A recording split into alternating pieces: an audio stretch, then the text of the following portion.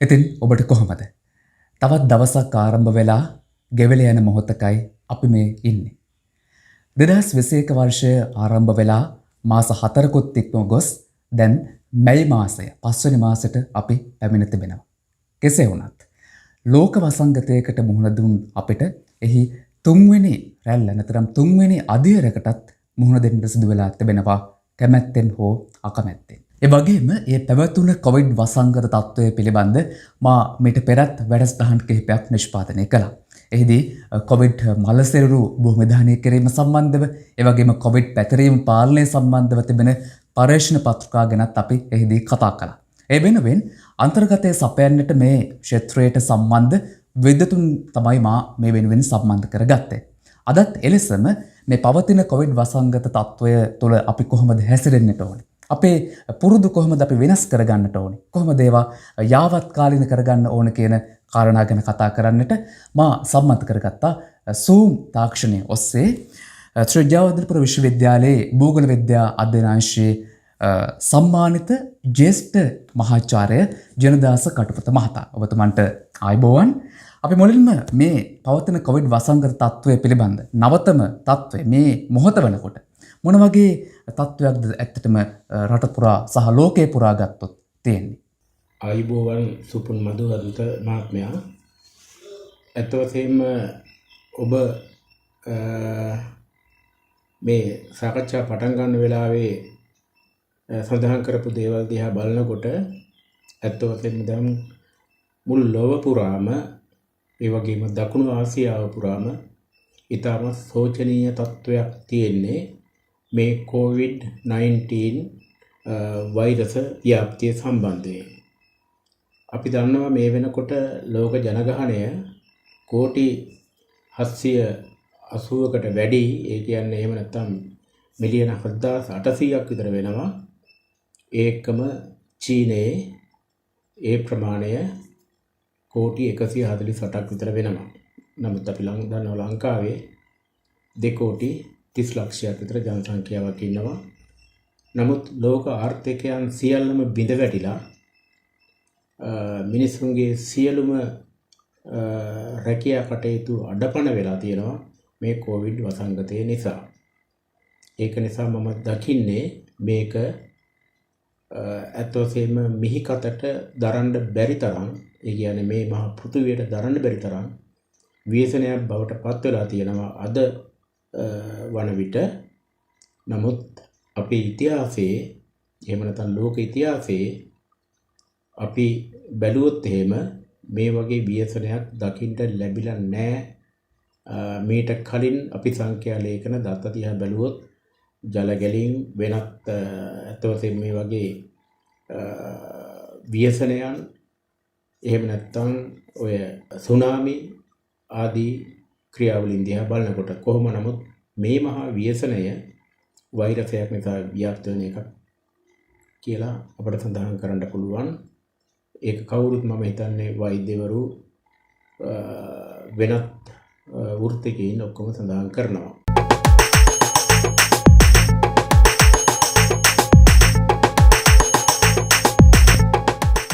දැන් මහාචාර්යතුමනි මේ ඉතිහාසයත් එක්ක සම්බන්ධ කරගෙන අපි කතා කරනකොට මේ වසර 100ට පැමිණෙන වසංගතයන් පිළිබඳ වාර්තා සටහන් වෙලා තියෙනවා.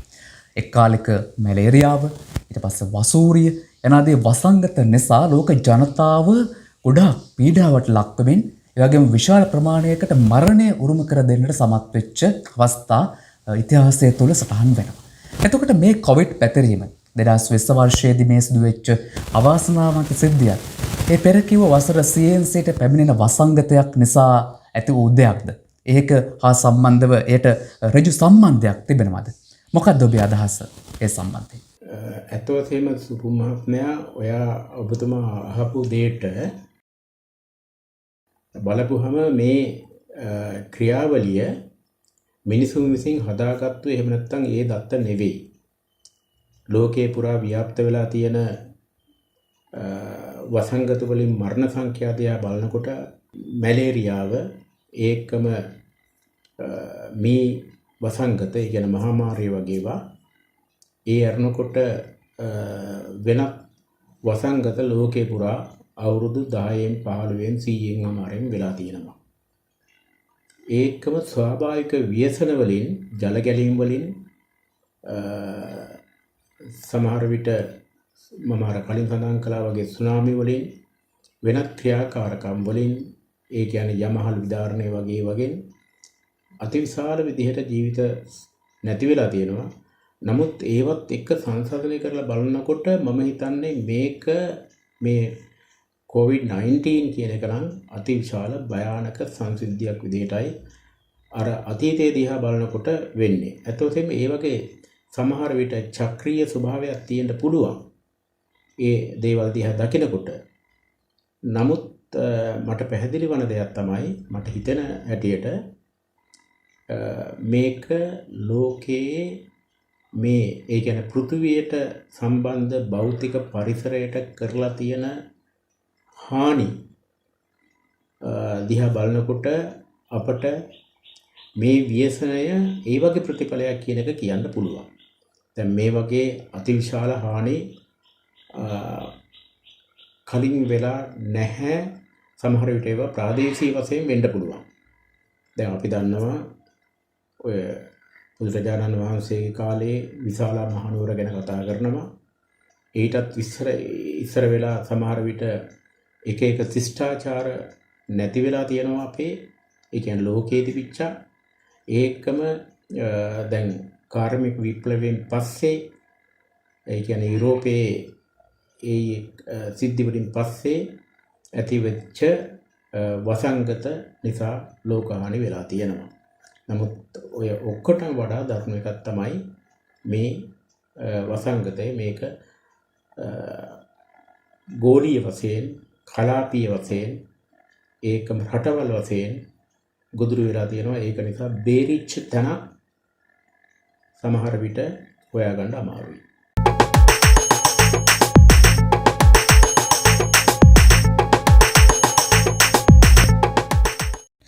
වර්ෂයකට වැඩි කාලයක් පුරා අපි දැන් මේ කොවිඩ් වසංගතයට මුහුණ දෙනවා. අපි බලාපොරොත්තු වුණා මේ 2021 වර්ෂය ආරම්භ වෙලා අවසානය කරා යනකොට මේ සියලු දේවල් සමනය වෙලා අපි අර බලාපොරොත්තු වෙච්ච යහපත් අරමුණු වලට යහපත් සාර්ථකත්වයට යන්නට පුළුවන් වේවි කියලා. ඒ තත්වයක් එක්ක පසුගිය උත්සව සමය තුල අපි අප විසින්ම ස්වයං පාලනයකට ලක් වෙන්නේ නැතුව විවිධ කටයුතු වලට යොමු වීම නිසා එහි ප්‍රතිවිපාක අද අපි විඳිනවා. ඉතින් මේ කාරණා එක්ක සලකලා බලනකොට මහාචාර්යතුමනි, ඇයි අපිට මේ තත්ත්වයට මුහුණ දෙන්නට උනේ? මෙතරම් ව්‍යාප්තියක් තුන්වෙනි රැල්ලක් හා සමාන ව්‍යාප්තියකට එන්නට හේතු සාධක වුණේ මොනවද? අපේ හැසිරීමද? නැත්නම් අපේ හොඳ සෞඛ්‍ය පුරුදු පිළින් නොපැදීමද? මොකක්ද ඔබේ අදහස ඒ සම්බන්ධයෙන්? මා දකින විදිහට ශ්‍රී ලංකාව තුළ මේ වසංගතයේ ව්‍යාප්ත වීමට හේතු කාරණා ගණනාවක් තියෙනවා. අපි දන්නවා මේකේ පළවෙනි රැල්ල කියලා එකක් ආවා.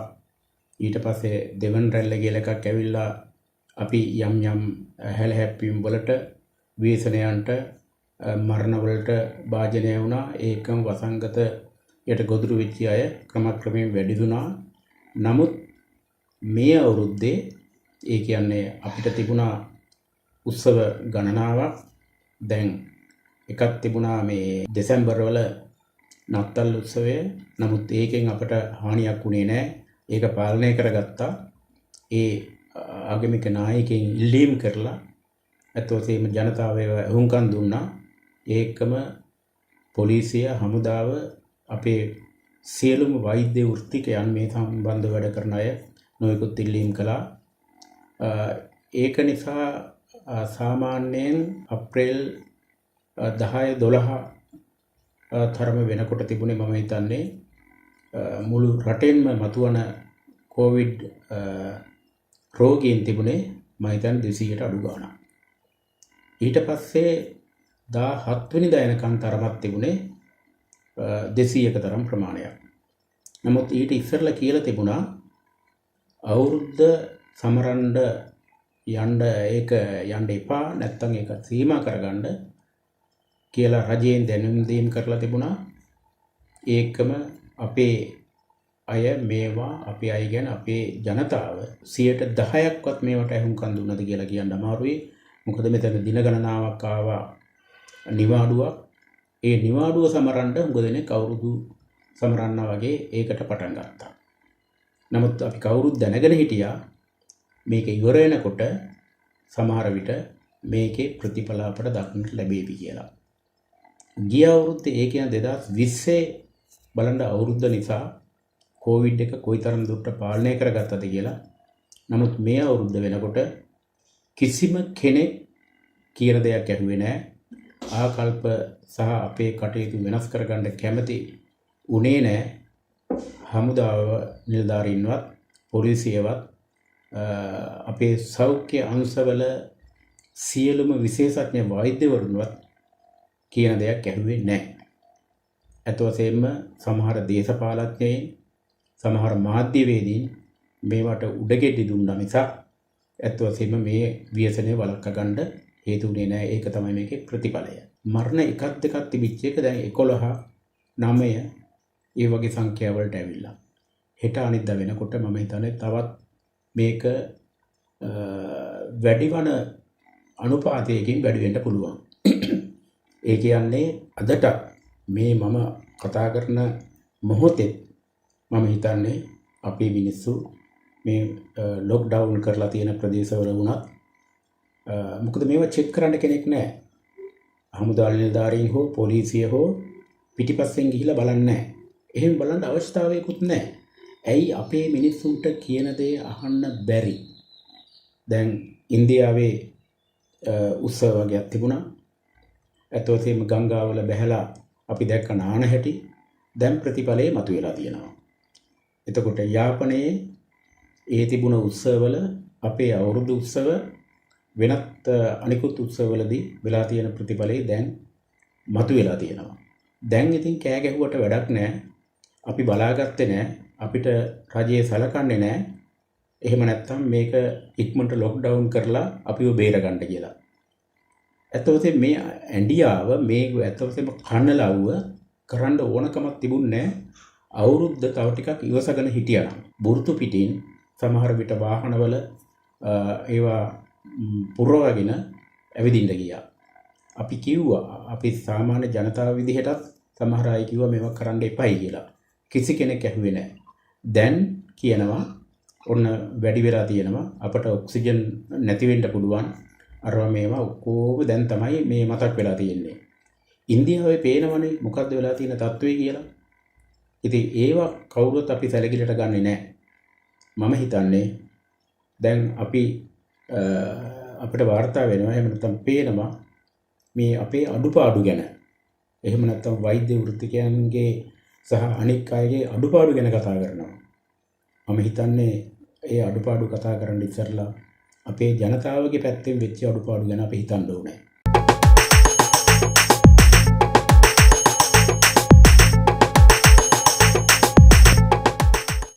අපි බොහෝ අවස්ථාවන් වලදී කියනවා අපි වෙනස් වෙන්න ඕනේ, අපි අලුත් වෙන්න ඕනේ, වෙනස් නොවුනොත් අපිට ගමනක් නැහැ.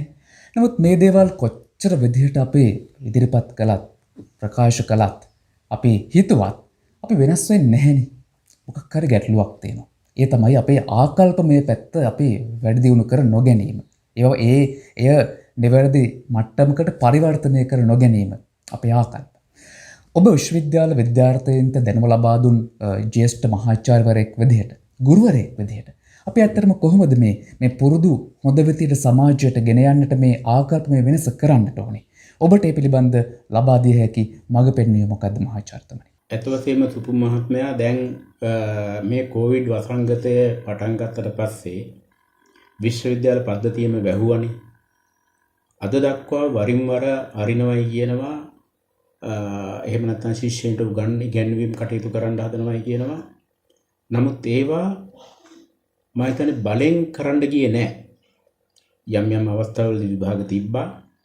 නමුත් ඇත්ත වශයෙන්ම විශ්වවිද්‍යාලවල ශිෂ්‍යයෝ ඒකම ආචාර්යවරු මේවට අනුගත වෙලා බොහෝ දුරට වැඩ කෙරුවා. වැඩ කරනවා දැනට. දැන් ඇත්ත වශයෙන්ම විශ්වවිද්‍යාල පටන් ගන්නවයි කිව්වට හදිසියෙ දැන්වීමක් කරලා විශ්වවිද්‍යාලයට එන්නේ කිව්වත් මම හිතන්නේ ශිෂ්‍යෝ කොච්චර සහභාගී වෙයිද කියලා කියන්න බෑ. මොකද ඒ අය දන්නවා මේකේ බැරෑරුම්කම. හැබැයි පාසල් පද්ධතිය ගැන කියන්න කනගාටුයි. මේක මීට වැඩිය බලධාරීන් තේරුම් අරගෙන මම හිතන්නේ දීර්ඝ කාලීනව සති දෙකක් මාසයක් ඊටත් වැඩි කාලයක් සමහර විට වසා දැමිය යුතුයි. දැන් මේක නිකන් සමහර විට කියන 3 වෙනිදා අරිනවා කියලා, ඊට පස්සේ කියන 10 වෙනිදා අරිනවා කියලා, ආයෙ කියන සති දෙකකින් අරිනවා කියලා, ඊට පස්සේ කියන සම්පූර්ණයෙන් වසා දැම්මයි කියලා. මේකට ළමයින්ට හැඩ ගැහෙන්නත් බෑ, දෙමව්පියන්ට හැඩ ගැහෙන්නත් බෑ. ආණ්ඩුවේ එහෙම නැත්නම් ඒ බලධාරීන්ගේ හරියමං තීරණයකට ඇවිල්ලා කරන ප්‍රකාශ නෙවෙයි මේවා.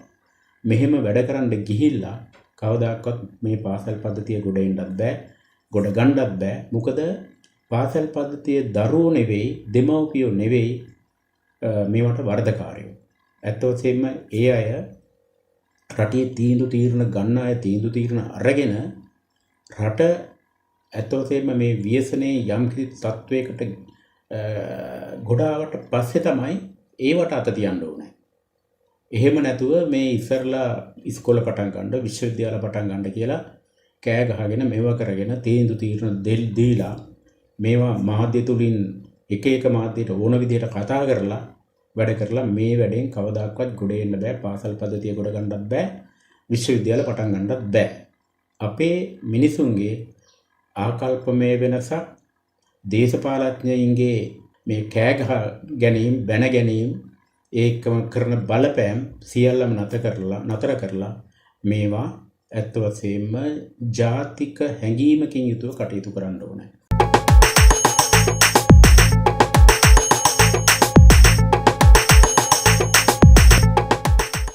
දැන් බලන්න ඉන්දියාවේ මේ දවස්වල ප්‍රාන්ත මැතිවරණ තියෙනවා.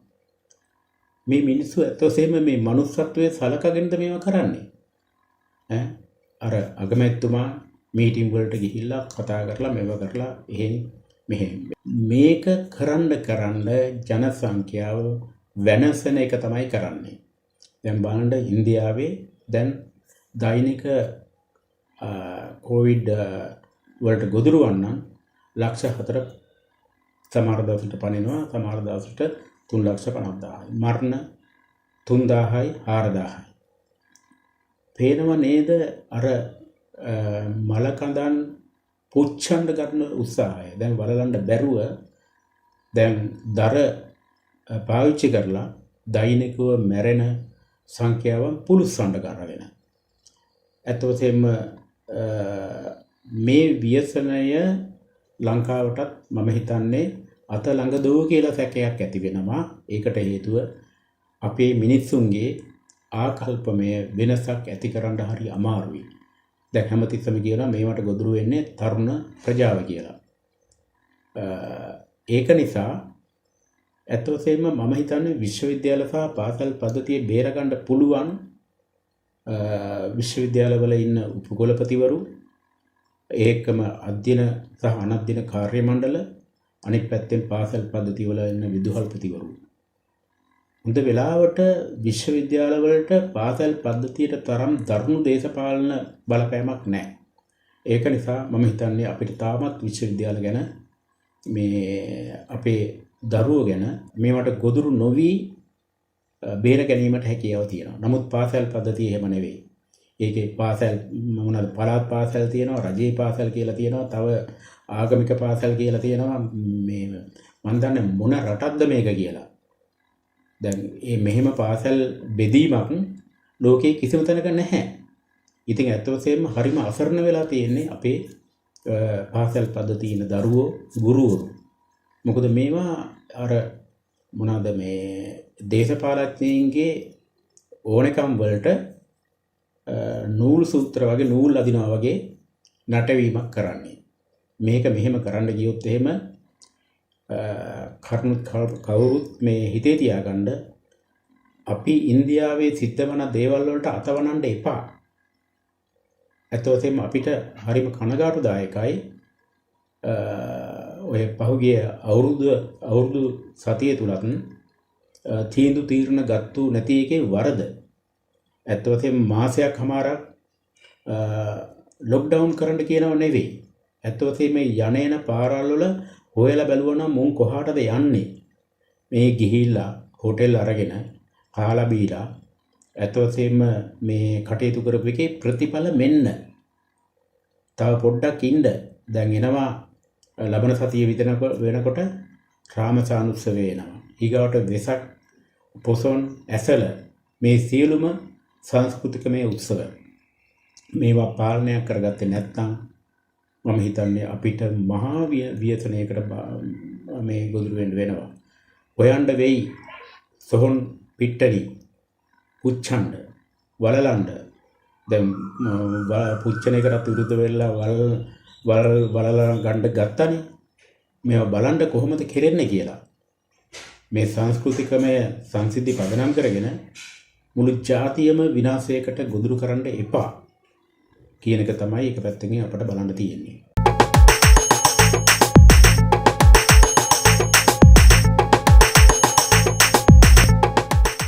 O2 ඔක්සිජන් මේ වචනය පසුගිය කාලය පුරා බොහොම හාස්‍යයට ලක්වමින් ලාංකීය සමාජය තුළ කතාබහට ලක් වුණානේ. දැන් අපි අසල්වැසි රට ඉන්දියාව දිහා බැලුවමත් ඔවුන්ට ඔවුන්ගේ දැඩි සත්කාර ඒකකවලට ඇතුළත් කරපු කොවිඩ් ආසාදිත රෝගීන්ට ඔක්සිජන් සැපයුමක් නොමැතිව ඔවුන් ජීවිතක්ෂයට පත් වූ බව වාර්තා වුණා. ඉතින් ඒ තත්ත්වයේ ඒ ආකාරයෙන් තිබියදී ලංකාවේ අපිත් මේ පිළිබඳ කතාබහට ලක් කර ගනිමින් සිටියා. අතර මහාචාර්යතුමනි මේ කාරණා එක්ක අපි සංසන්දනය කරලා බලනකොට ලංකාවේ අපි ඇත්තටම කොතනද ඉන්නේ? දැන් සුපුම් මහත්මයා ඔබ අහපු ඒ කාරණේ පිළිබඳව බලනකොට අපි දන්නවා ඉන්දියාවට ලොකු ගැටලුවක් වෙලා තියෙනවා. දැඩි සත්කාර ඒකක වලට ඔක්සිජන් හිගය ඒකම ඔක්සිජන් හිගතාවය නිසා මිනිස්සු සමහර විට ඒ රෝහල් තුල අතිවිශාල සංඛ්‍යාවන් මිය යනවා. නමුත් ලංකාව පිළිබඳව කතා කරනකොට දැන් ප්‍රශ්න මතුවේගෙන එනවා, කියවෙනවා අපිට ඔක්සිජන් හිග වෙන්න පුළුවන්. නමුත් දැඩි සත්කාර ඒකකවල රෝගීන් වැඩි වෙලා තියෙනවා. ඒක නිසා අපි ඉන්නේ දැඩි අවදානමක කියන අය සමහරු කතා කරනවා. සමහර අය කිසිම ගානකට නොගෙන නිකන් සැහැල්ලුවෙන් කතා කරන අයත් ඉන්නවා. මම අදත් අත්වසේම නිවේදනයක ඇහුවා අහගෙන හිටියා. ලංකාවට තාම ඒ තරම් ගැටලුවක් නැහැ. නමුත් තියෙන ප්‍රමාණය දැන් පාවිච්චි කරනට වඩා 3 ගුණයක් විතර තවත් පාවිච්චි කරන ප්‍රමාණයේ අවශ්‍යතාවයට වඩා 3 ගුණයක් පමණ තියෙනවා කියලා. මේකයි මේකේ ප්‍රශ්නය. ලෝක මට්ටමින් බලනකොට ඇත්තටම ලෝකයේ තියෙන ඔක්සිජන් ප්‍රමාණයේ කාබන් ඩයොක්සයිඩ් ප්‍රමාණය දැන් වෙනස්කම් ඇති වෙනවා. අපි දන්නවා ලෝකයේ ගෝලීය උණුසුම, climate change, ඒ කියන්නේ දේශගුණික වෙනස්කම් සහ පෘථිවියට කරනු ලබන අපරාධ. මම මේ අපරාධ කියන වචනේ පාවිච්චි කරන්නේ ඇත්තටම ඕනකමින්. නිසා මේ ඔක්සිජන් තත්ත්වයේ වෙනස්කම් දකින්න පුළුවන් බලපෑම් වලට හසු වෙනවා. ඔබට අපට මතක ඇති දැන් අවුරුදු 2කට 3කට ආසන්න කාලයකදී මේ කඩොලාන පිළිබඳ කටයුතු කරන අවස්ථාවකදී ඒ පිළිබඳව සාකච්ඡා කරනකොට ඇතම් දේශපාලඥයන් කිව්වා ඔක්සිජන් ඛණ්ඩද කියලා. ඔක්සිජන් නෙවෙයි. ඔය කියන උන්ට මොනව ඛණ්ඩ වෙයිද දන්නේ නැහැ. මම හිතන්නේ පාර්ලිමේන්තු 225යි අනික් අය මම හිතන්නේ 4000ක් ඉන්නවා. ඔක්කොම ඔක්සිජන් බෑග් හොයාගෙන පිටේ බැඳගෙන පාර්ලිමේන්තුවටයි ප්‍රාදේශීය සභාවලටයි ඒ වගේම පළාත් සභාවලටයි යන්න. මොකද ඒකනේ ගස් කපනවා කැපීමේ සීමාවක් නැහැ. ඒ අවශ්‍යතාවයට නෙවෙයි ඒවා කරන්නේ. ඒකම පස් කැපීම, වැලි ගොඩ දැමීම, වෙනත් මිහිතලයට කරන හානි ලංකාවේ විතර නෙමෙයි ලෝකේ පුරාම තියෙනවා. මේ කොවිඩ් වසංගතය කියන්නේ ඒකේ ප්‍රතිඵලයක්.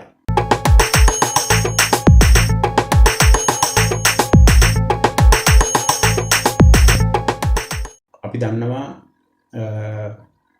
1800 ගණන් විතර 800 මුල ගණන් වෙනකොට හිටපු ජනගහනයයි තිබුණු වනවැස්මයි සාමාන්‍ය ඔක්සිජන් සහ කාබන් ඩයොක්සයිඩ් වල ප්‍රමාණයන් අද ඒ වාගේ වෙනස්කම මේ සියවස වෙනකොට කොයිතරම්ද කියලා හිතා ගන්න බෑ.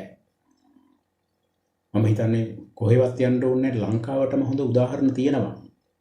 1977න් පස්සේ විවෘත ආර්ථිකය ආවට පස්සේ මේ රටට කරලා තියෙන පරිසර අපරාධ මේකට හේතු වෙලා තියෙනවා. ඒ වගේම ලෝක ගෝලයට වෙලා තියෙන අපරාධ මේ කොවිඩ් වසංගතයට හේතු වෙලා තියෙනවා. මේ කොවිඩ් වසංගතයෙන් ගොඩ එන්න බෑ තවත් අවුරුදු ගණනාවකට.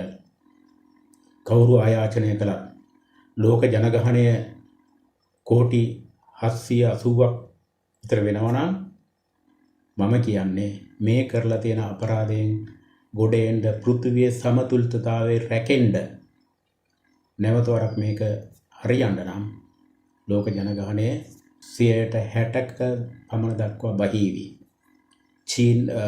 කොහෙද මේ ඉන්දියාවේ ජනගහනයත් ඒ සමාන වේවි. ලංකාව රැකගන්න දේශපාලඥයින්ට කොච්චර කනලව් කළත් වැඩක් නැහැ. බලන්න අර පොලිස් මාධ්‍ය ප්‍රකාශකතුමා කරන ආයාචනයන් සෞඛ්‍ය ඇමතිනිය රාජ්‍ය සෞඛ්‍ය අමාත්‍යාංශයේ ඒ ඇමතිනිය වෛද්‍යවරු කොච්චර ආයාචනය කරනවද 5% කියන දේ අහන එවුන් නැහැ. ඒක නිසා මේක හරිම අමාරුයි ගොඩ ගන්න. අර බලන්න PHI මහතුරු කොච්චර දේවල් ගෙන්ගෙට වගේ ගිහිලා කියනවද අහන කෙනෙක් නැහැ. මම ඉල්ලා සිටිනවා පුළුවන් නම් දැන් මේ ලොක්ඩවුන් කරලා තියෙන ග්‍රාම නිලධාරි කොට්ටාසෝ පොලිස් වසම් වල හැන්දෑවට පොඩ්ඩක් ওই නිලධාරි මහතුරු සංචාරය කළොත් එහෙම උපන්දින සාද එහෙම නැත්නම් බීගන ගෙන්ගෙට ගිහිල්ලා කරන සාද කොච්චර හොයාගන්න පුළුවන් වේද? දැන් අපි දන්නවා සමහර විට පොලිසිය සහ හමුදාවේ සහාය ඇතිව යම් ප්‍රදේශ වහලා අපරාධකාරයෝ හොයනවා රාත්‍රියට. හොයලා සමහරට දහස් ගණන් අල්ලා ගන්නවා. මම ඉල්ලා සිටිනවා ඒ වගේ ක්‍රමයක් ගිහිල්ලා බැලුවොත් එහෙම ඇත්ත වශයෙන්ම මේ උපන්දින සාදවලට බීලා නටන ඒවා එකට කන බොන ඒවා එක විදුරෙන් බෝතල් ගහන ඒවා එක සිගරට් එක 7-8 දෙන ඒවා බොන ඒවා කොච්චර හොයාගන්න පුළුවන් වෙයිද? අර පොලිස් මාධ්‍ය ප්‍රකාශකතුමා කියන දේ අහලද? වෛද්‍යවරු කියන දේවල් අහලද? කවුද හමුදාපතිතුමා කියන දේ අහලද? නැහැ. අපි ආකල්ප විතරක් නෙවෙයි මේ තියෙන ඇත්ත වශයෙන්ම නැහැදිච්චකම් වලක්වා ගන්නේ නැතිව අපිට මම හිතන්නේ මේකෙන් ගොඩ එන්න බෑ. දැන් මට මතකයි ගිය කොවිඩ් ගිය කාලවල පළවෙනි රැල්ලේදී මම ඉන්න ගෙදර ගාව තියෙනවා පොඩි ළමා ක්‍රීඩාංගණයක්. ඒ ළමා ක්‍රීඩාංගණයට අවට හිටපු තාත්තලයි පුතාලා එක්ක ඇවිල්ලා බෝල ගහන වෙලාවේ මම එක තාත්තා කෙනෙකුට කිව්වා ඇයි මෙහෙම කරන්නේ කියලා මේ ළමයි එක්ක ඇවිල්ලා බෝල මෙහෙම කරන්න හොඳ නෑ නේද කියලා.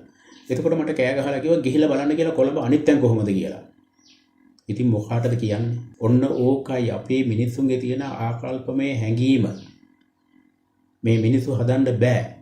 ඒක නිසා මම හිතන්නේ කොවිඩ් වසංගතයෙන් මැරලා යන තරමක් මැරෙන්න ඇරලා මොකද හමුදා නිලධාරි කියන ඒවත් අහන්න නැත්නම් පොලිසිය කියන ඒවත් අහන්න නැත්නම් අපේ වෛද්‍ය සියලුම දෙනා කියන දේ අහන්නෙත් නැත්නම් අර මහජන සෞඛ්‍ය පරීක්ෂකවරු ඒ වෛද්‍ය නිලධාරිවරු කියන දේ අහන්න නැත්නම් වෙන මොකක්ද කරන්න කියන්නේ මේ මිනිස්සු ටික රැකගන්න. මොකද මිනිස්සුන්ගේ තියෙන වෛරය, ඊර්ෂ්‍යාව, ක්‍රෝධය කියන ඒවා ඉහවහා ගිහිලා තියෙන්නේ. මේ වගේන් බේරෙන්නද මේ අපේ කාගෙන්ද මේ පරිගණ්ඩ හදන්නේ? මුළු රටෙන්මද? දැන් බලන්න පුළුවන් මම අර කිව්වා වගේ රාමසාන උත්සවය හරියට බේරලා වැඩ කළේ නැත්තම් මුළු නැගෙනහිර පළාතම එකම එක මලගයක් වේවි. ඒකම බලන්න මේ වෙසක් පොසොන් වලට මේවා ගේ දැන් ඔය මොනවා කිව්වත් පාර්ට බහැලා දන්සල් දෙන්න බීම පොවන්න කවන්න පොවන්න කොච්චර උනන්දු වෙනවද? මම නම් කියන්නේ මේවත් සීලොම දේවල් නතර කරන්න ඕන. ආඩු වශයෙන් මාස ගණනාවකට නතර කරලා කටයුතු කරන්න ඕන. අපි දන්නවා අපිට කියපුවම දැන් අපි සම්මන්ත්‍රණ තියන්නේ නැහැ. රැස්වීම් තියන්නේ නැහැ. වෙනත් කටයුතු කරන්නේ නැහැ. ඒවා සමහර විට ඔන්ලයින් ක්‍රමයකට කරනවා. ඒවා නතර කරලා නැහැ. කරන්න පුළුවන්. ඒවා කරනවා. නමුත් මේ එලිමහනේ කරන ඒවා නතර කරගන්න බෑ. බාර් ටික වහලා දාන්න මාස 7-8කටවත්. ඒවාගෙන් ජීවත් වන മന്ത്രിවරු කල්පනා කරන්න. ඔබලා බාර් ටික ඇරලා දීලා මේ බාර් කියන්නේ අපේ සාමාන්‍ය ජනතාවගේ ඒවා නෙවෙයිනේ. මේවා ඇමතිවරුන්ගේ, മന്ത്രിවරුන්ගේ, ප්‍රාදේශීය බලධාරීන්ගේ දේවල්. ඔබලමයි මේ ජනතාව මේ වලපල්ලට යවන්න කටයුතු කරලා තියෙන්නේ. ඉතින් ඒක නිසා ඇත්තෙන්ම අර ඉන්දියාවේ තියෙන රැල්ල ලංකාවට එවන්න එපා. දැන් මම මේව කියපුවම අපිට දැන් අලුත් ක්‍රමයක් නෙමේ මහජන ප්‍රතිචාර කියන එක. දැන් ඕනම දෙයකට ඒකේ යටින් දානවා මහජන ප්‍රතිචාර. අනේ කියන්න කනගාටුයි දෙයියනේ මේ මහජන ප්‍රතිචාර කියලා. ඒක මොනවා හරි හොඳ දෙයක් කියලා දුන්නු මිනිහට තිත්ත කුණහරපෙන් බයින රටක් මේක. බලන්නකෝ මහජන ප්‍රතිචාර කියලා දාලා තියෙන වගේ මොකක්ද තියෙන්නේ කියලා. ඔබගේ ආකල්පමය වෙනසක ඇති කරගන්න රටට ගැළපෙන විදිහට මේ රට බේරගන්න ඉදිරිපත් වෙන්න තරුණ තරුණියන්ගෙන් ඉල්ලන්නේ ඇත්ත වශයෙන්ම මේ දෙන උපදෙස් පිළිපදින්න.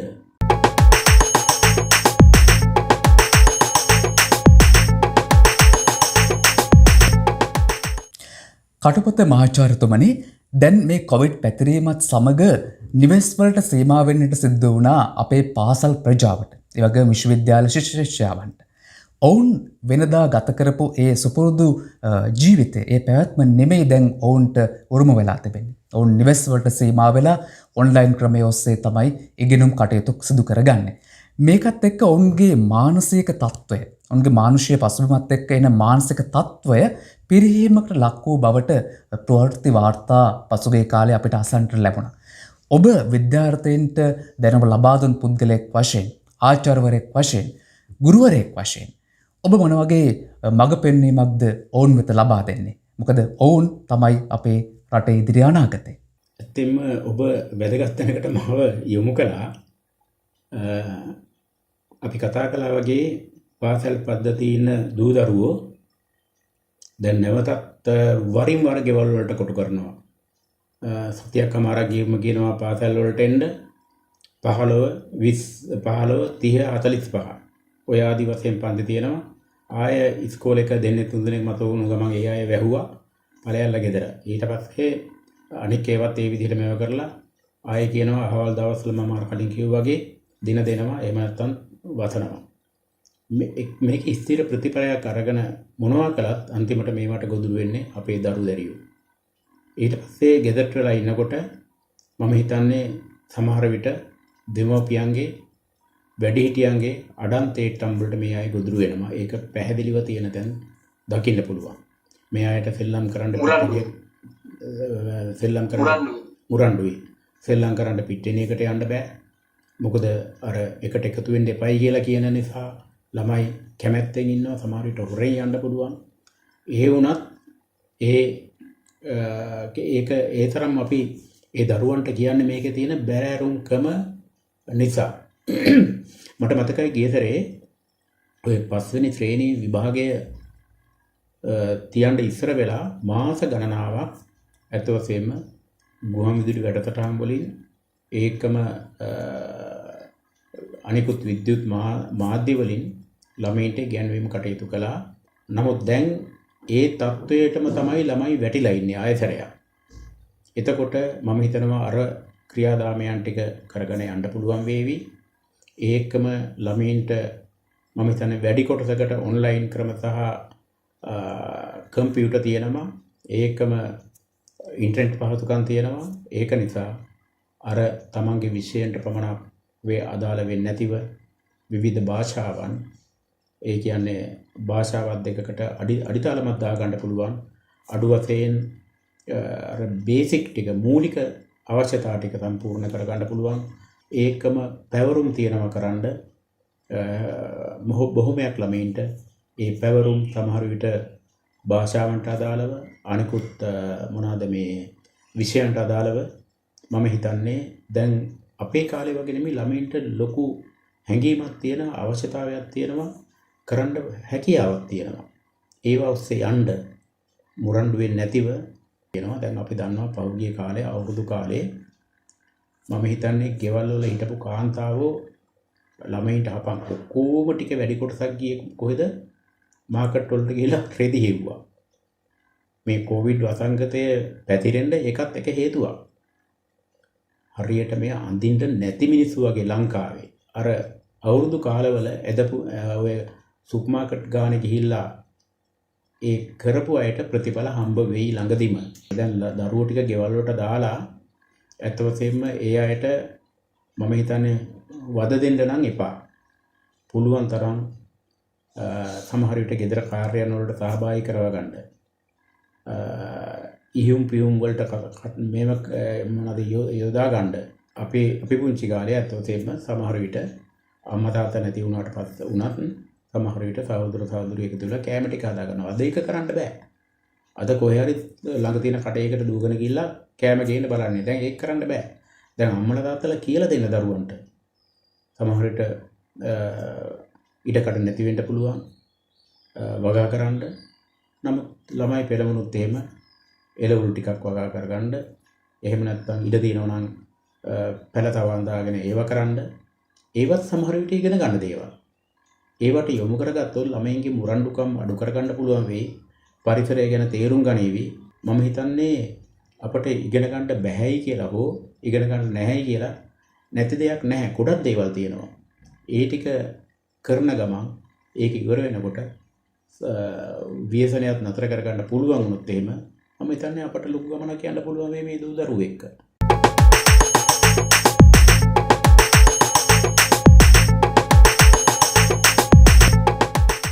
බලන්න සමහර මාධ්‍යවල තියෙන ටෙල් නාට්‍ය හෝ වෙනත් ඒවා හෝ සමහර දැන්වීම් හෝ දකිනකොට ළමා ලෝකයක් නෑ දැන්. ඒවා ඔක්කොම විනාශ කරලා තියෙන්නේ. මට තව එකක් කියන්න හිතෙනවා. ඇත්ත වශයෙන්ම අපි පුංචි කාලේ මොකක් හරි රෝගයක් එනකොට සමහර විට පැපල වෙන්න පුළුවන්, උණ සන්නිපාතය වෙන්න පුළුවන්, වෙනත් කාර්යයක් එනකොට අපේ ගෙවල් වල එල්ලනම කොහොඹතු. එහෙම නැත්නම් වෙනත් බෙහෙත් අතු. ඕක කරන්නේ කවුද? අපේ අම්මා නැත්නම් කිරි අම්මලා, එහෙම නැත්නම් අපේ වැඩිහිටියෝ. ඕක එල්ලන්න ගම්මුලා දැන තැන ඉන්නේ නැහැ. විධාන මහත්තයා ඉන්නෙත් නැහැ. වින්නපු අම්බා ඉන්නෙත් නැහැ. කවුරුවත් දන්නෙත් නැහැ. මේක ඇත්ත වශයෙන්ම එතකොට කඩුල්ල එහෙම නැත්නම් ගෙදරට ඇතුල් වෙන තැන පයින්ට හදනකොටම එල්ලලා තියෙන එක දැකලා ඒ කට්ටිය දන්නවා මේ ගෙදරට යන්න හොඳ නැහැ. මේ ගෙදර මොකක් හරි වසංගතයක් තියෙනවා.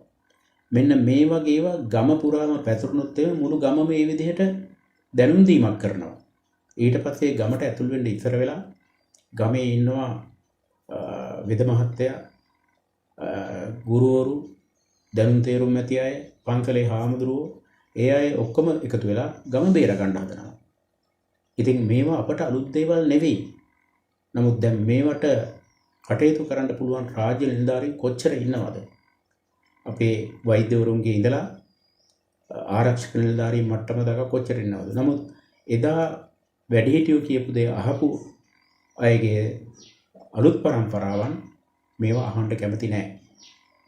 කොහෙන් හරි තමන්ගේ හිතුවක්කාරකම්, තමන්ගේ තියෙන දරදඬුකම් පෙන්නලා වැඩ කරන්න තමයි හදන්නේ. ඒ වගේම මේ ළමයි දැන් ගෙවල් වලට ඉන්න වෙලාවේ මම හිතන්නේ ඊටාම කරන්න පුළුවන් දෙයක් තමයි, එහෙම නැත්නම් වැදගත් දෙයක් තමයි මේක. එක පැත්තකින් අලුත් දෙයක්වත් නෙවෙයි. අර කලින් හිටපු අධ්‍යාපන ඇමතිතුමා දඩස්සර අප්පෙරුම යෝජනාවක් ගෙනල්ලා ළමයින්ට කිව්වා පුළුවන් නම් මොනවා හරි කමක් නැහැ පාසල් පද්ධතියට ගැලපෙන නිර්මාණ කරන්න කියලා. කවි, නවකතා, වෙනත් රචනා කැමති ඒවා මේවා ඕන භාෂාවකින්, සිංහලෙන්, දෙමළෙන්, ඉංග්‍රීසියෙන් කරන්න කියලා කිව්වා. මම හිතන්නේ මේවා දැන් මේ වෙනකොට මේ වගේ ප්‍රතිඵල ලැබිලා තියෙනවා. මේවා එඩිට් කරයි කියන මම නම් දැක්කේ නැහැ තාම. එතකොට මේ අදහස හොඳයි.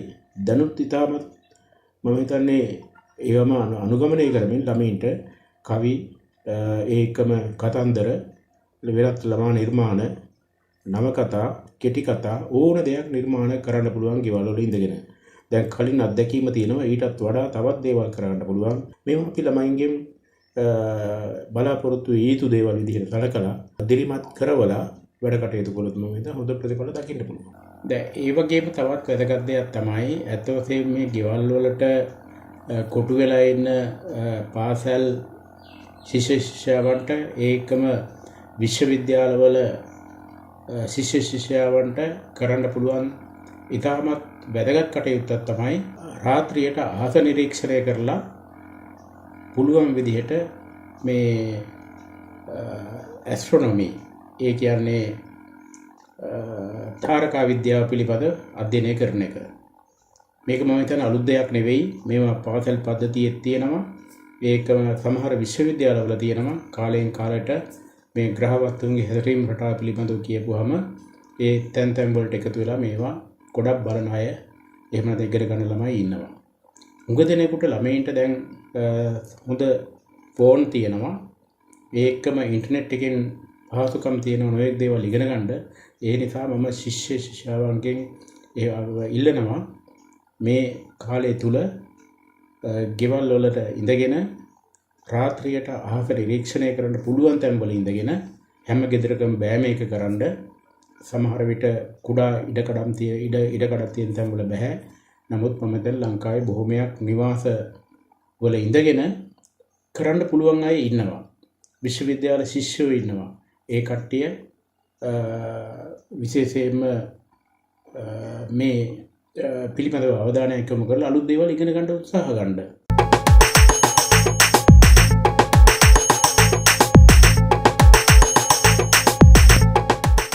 එතෙන් මේ පවතින කොවිඩ් ව්‍යාප්තිය පිළිබඳ පසුවිපරම සහ පුරෝකථනයන් පිළිබඳ කතා කරන්නට සූම් තාක්ෂණය ඔස්සේ මාහා සම්බන්ධ වුණ මහාචාර්ය ජනදාස කටුපත මහතාට ස්තුතිය පුද කරන අතරම අපි අදට වැඩසටහන නිමා කරමින් ඔබෙන් සමුගෙන යනවා. එතින් බොහොම ආරක්ෂාකාරීව මේ කොවිඩ් නීති රීති මාලාවට අවනතව එකඟව වැඩ කටයුතු කරන්න කියන මතක් කිරීම ඔබට කරමි. ගිහින් එන්නම් සුබ දවසක්. විහාරස්ථානයට එනවා නම් ඔබට කැලණි ප්‍රදේශයේ ඉස්සාවල් ප්‍රදේශයේ Let's go.